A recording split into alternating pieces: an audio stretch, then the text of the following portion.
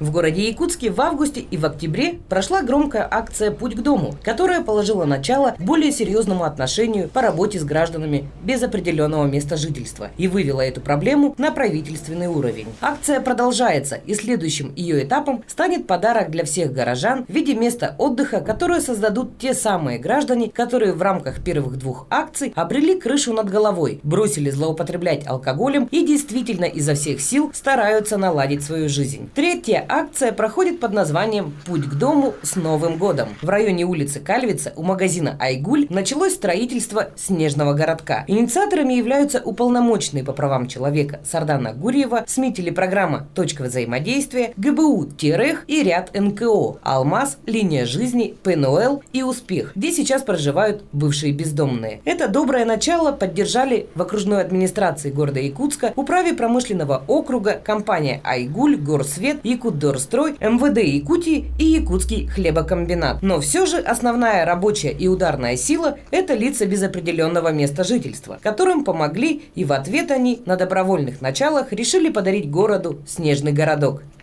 Территориальная планировка, схема для того, чтобы мы же хотим сделать, чтобы люди, кто спускались, пока сейчас неудобно. Возможно, чтобы такая была транспортная доступность. И было уютно, так скажем, если совсем попроще выразиться. Поэтому пока вот эта схема, она прорабатывается, в принципе, вчера уже первый день вот наши активные граждане поработали, поэтому я приехала ознакомиться. Конечно, мы эту деятельность поддерживаем. Побольше бы таких общественных акций.